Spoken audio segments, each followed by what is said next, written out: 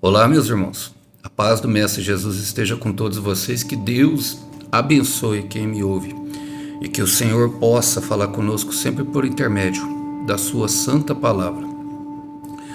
O texto para nossa breve meditação encontra-se lá no Evangelho de Jesus Cristo, segundo João. Eu quero ler o capítulo 7 a partir do verso 37. Diz assim: No último dia, o mais importante da festa, Jesus se levantou em alta voz e disse em alta voz: Quem tem sede, venha a mim e beba. Pois as Escrituras declaram: rios de água viva brotarão do interior de quem crer em mim. Quando ele falou de água viva, estava se referindo ao Espírito que seria dado mais tarde a todos que nele crescem. Naquela ocasião, o Espírito ainda não tinha sido dado, pois Jesus ainda não havia sido glorificado. Glória a Deus. Irmãos, embora não pareça, essa palavra, eu creio que talvez seja a de mais suma importância para todos aqueles que procuram algo da parte do Senhor.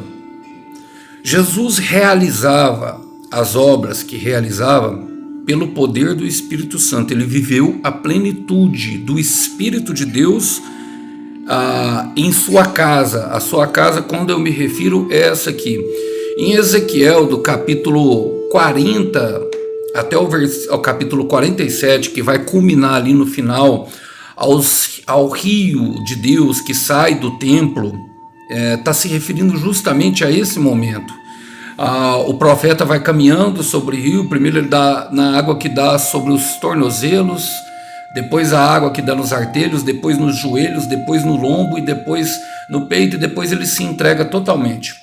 Esse é o nosso processo, é o processo de restauração pessoal. Aqui se cumpre todo o plano central do Evangelho, que é justamente a busca pelo Espírito Santo. É pelo poder do Espírito Santo que há restauração e união de casamentos que se dissolveram.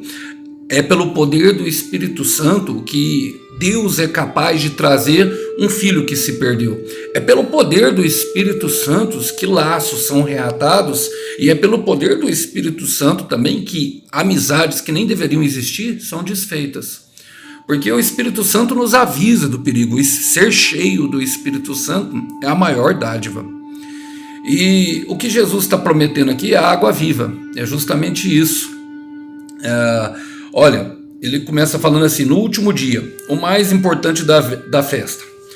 No último dia, meus irmãos, o último dia quer dizer que está fechando o ciclo, que está acabando, sabe, um momento de deserto. E Deus tem trazido essa palavra ao meu coração, que alguns vão elevar o nível, outros vão receber bênçãos no final dessa etapa. Isso não quer dizer que o sofrimento vai acabar, só quer dizer que você vai estar mais forte, porque antes de te fazer feliz, Deus vai te fazer forte.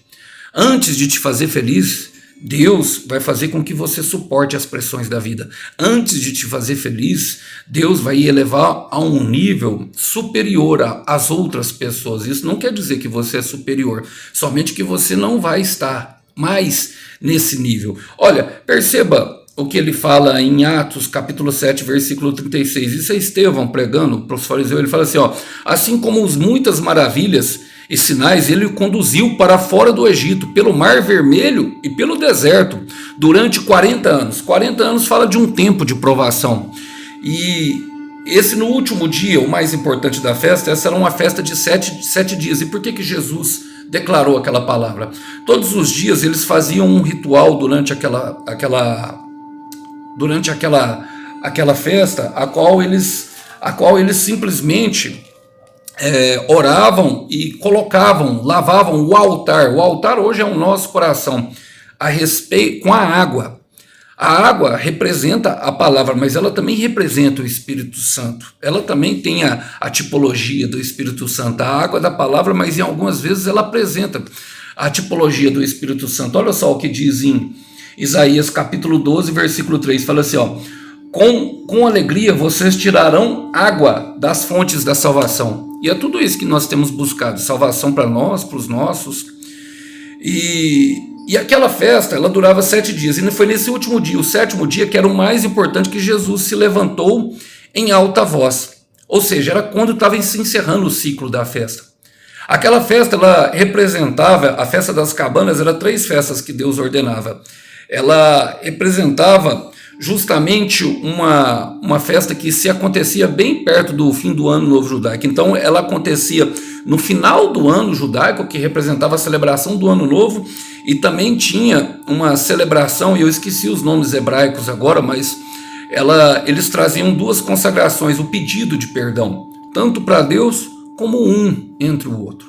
Então, em todo final de ciclo, Deus derrama da sua glória, perdoando os nossos pecados, e Ele também deseja que assim nós fazemos. Afinal, se Ele deu uma segunda chance para nós, por que nós não daríamos segundas chances com quem nos ofendeu? Até porque nós ofendemos. Então, talvez, se você acha que não ofendeu ninguém, pode ter certeza, em algum momento da vida você ofendeu a Deus. Eu tenho a impressão que eu, Alisson, ofendo a Deus todos os dias. Eu estou falando de mim mesmo nesse momento. E Jesus se levantou em alta voz. Eu já falei sobre a alta voz. Ela remete à voz que vem do alto, mas ela também remete a um grito, um clamor, algo que fica marcado dentro do coração, algo que deixa, sabe, registrado aquele momento. Para quê? Para que nós tenhamos atenção. Em Juízes capítulo 6, a história de Gideão, ali a partir do versículo 3 até o 6, fala que porque o povo de Israel pecou contra Deus, Deus deixava com que os midianitas e os amalequitas, em todo final de colheita, eles plantavam. Quando chegava a época da colheita, eles estavam enfraquecidos pelo trabalho, o inimigo vinha e roubava. E assim, essa é a ação do inimigo em nossa vida. O deserto é cansativo, meu irmão. O deserto, quem está esperando em Deus sabe do que eu estou falando. Sabe que às vezes cansa, muitas vezes dá vontade de desistir. Muitas vezes nós não queremos mais, mas o Senhor está falando em alta voz. Quem tem sede, venha a mim e beba. Isaías capítulo 55, a partir do verso 1, declara da mesma forma: vinde a mim todos que estáis sendedos, comprai, comei e bebei, sem dinheiro. Isso mesmo, comprai e bebei mesmo sem dinheiro. Por quê? Porque o maior preço Ele pagou para nós. Nós encontramos tudo que nós precisamos em Jesus Cristo. Inclusive, meus irmãos, todas as promessas passam por essa limpeza da água. Perceba o que ele fala aqui. Essa é uma oração de Jesus Cristo no próprio Evangelho de João. Ele fala o seguinte, ó. Deixa eu achar para vocês. Só um minutinho. Olha, ele fala assim, ó. Essa é uma oração. Jesus fazendo essa oração antes simplesmente de ir para a cruz. Ele fala assim, ó: não peço, falando para Deus, não peço que os tire do mundo, mas que os proteja do maligno. Eles não são deste mundo, como eu também não sou. Consagra-os, ou seja, separa-os na verdade, que é a tua palavra. Assim como tu me enviaste ao mundo, eu os envio ao mundo. E eu me entrego como sacrifício santo por eles, para que sejam consagrados na verdade. E o Espírito Santo, uma das funções dele, como João 14 fala, é o Espírito da verdade, é trazer toda a verdade.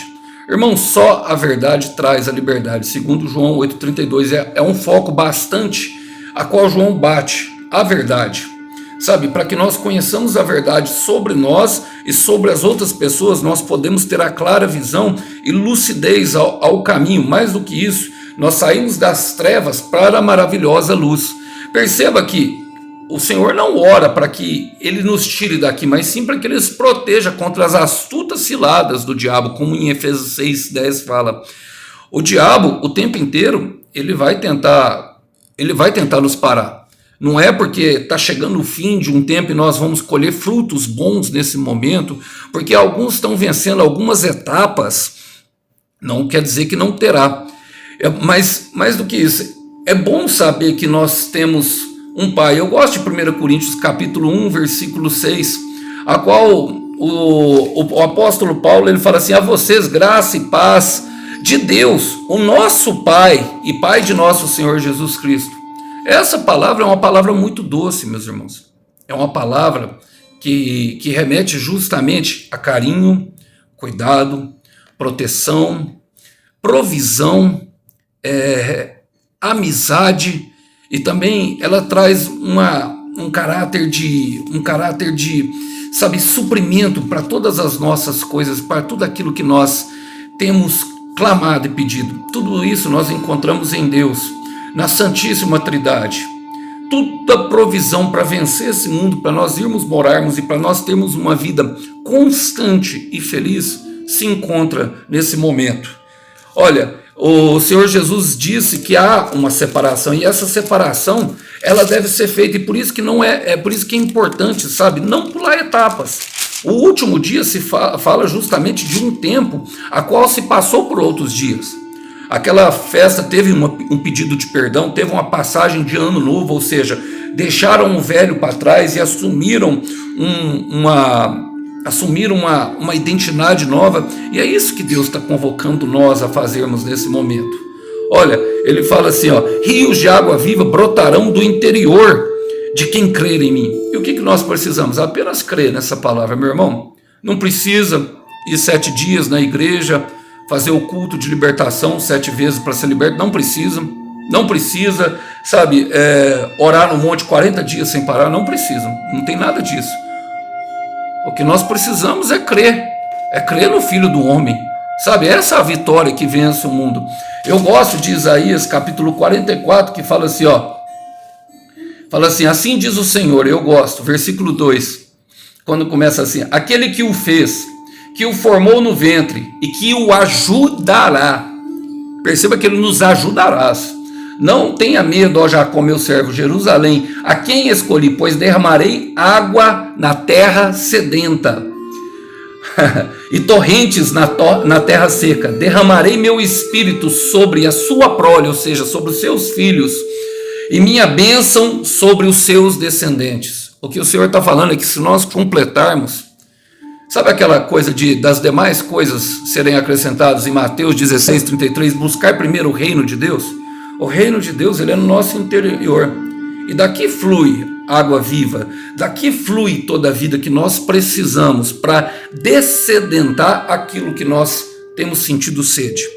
Meus irmãos, a nossa sede, ela é do tamanho de Jesus, ela não é do tamanho da pessoa que foi embora, e eu sei que faz falta sim, é difícil, sabe, ser odiado por uma pessoa que nós amamos, é difícil nós vermos uma pessoa a qual nós amamos muito, seja de qualquer esfera, seja um filho, seja um cônjuge, ou até mesmo um relacionamento que nós tivemos, e nós gostaríamos muito de reatar. É muito difícil nós vermos essa pessoa trilhando caminhos errados, ainda mais quando nós já conhecemos a verdade, porque nós já fomos, mas cada um tem o seu tempo, e é através desse espírito que brota em nós, primeiro em nós, e depois através de nós. Vocês compreendem o que Deus está falando aqui nesse momento?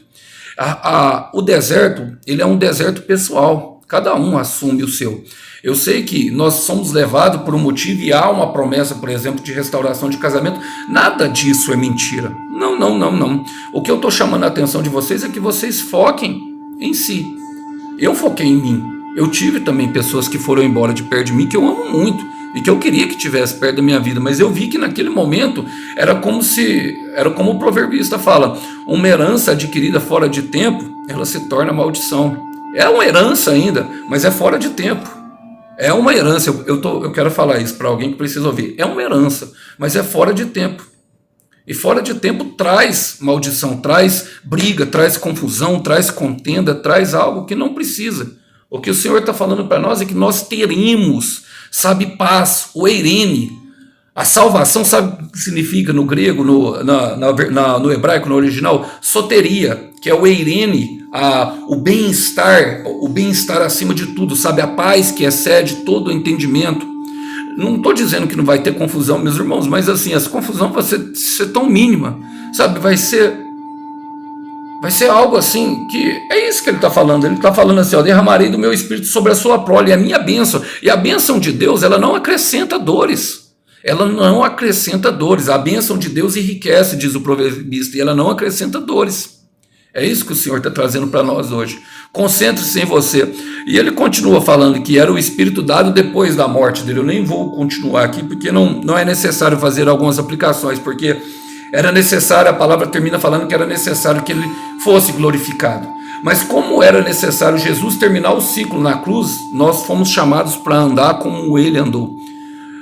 Filipenses capítulo 2, versículo 5, tendo o mesmo sentimento que Cristo Jesus, que embora sendo Deus, assumiu a forma de servo, humilhando-se a si mesmo, eu quero repetir, humilhando-se a si mesmo, sabe? E caminhando, sabe? Obedecendo a Deus. E por meio dessa obediência, por meio do sofrimento dele, que ele aprendeu a obedecer, obediente e até a morte e morte de cruz. Pelo qual Deus o exaltou sobremaneira, colocando seu nome sobre todo o nome, para que todos os que estão na terra, debaixo na terra e nos céus, declarem que Jesus é o Senhor. Mas agora eu quero terminar e trazendo isso para nós, porque se nós andamos nos passos do Senhor Jesus, é a intenção de Deus glorificar-nos. Romanos 8, versículo 31. Aquele a qual ele chamou, ele justificou. Ao qual ele chamou, ele escolheu. Aos que ele escolheu, vou repetir. Aquele a qual ele predestinou, ele os chamou. Os que ele chamou, ele os justificou. E aqueles que foram justificados, foram glorificados por ele. Ele glorificou. É a intenção dele, de Deus derramar a glória, a Shekinah dele sobre a sua vida, para que você tenha um testemunho lindo, para que o Alisson tenha um testemunho lindo, que exalte o nome dele. Mas diante de tudo isso, eu quero repetir, diante de tudo isso que vocês ouviram, não encerrem os ciclos. Os midianistas, o inimigo, eles sempre vêm no final. Aguenta firme o processo. Aguenta. Talvez você esteja aqui como no último dia, o mais importante da festa, o mais importante do processo, e talvez é o que o mais inimigo tem atacado. Mas suporta. Sabe por quê? Porque vai valer a pena. É isso que Deus está falando para nós hoje. Eu gostaria de deixar essa palavra com vocês como uma forte e uma breve meditação também, com muita convicção daquilo que se deve fazer. Suporta. Vai valer a pena. Suporta sim. Vai valer a pena. Que Deus abençoe. Fiquem até uma próxima mensagem. Tchau, tchau.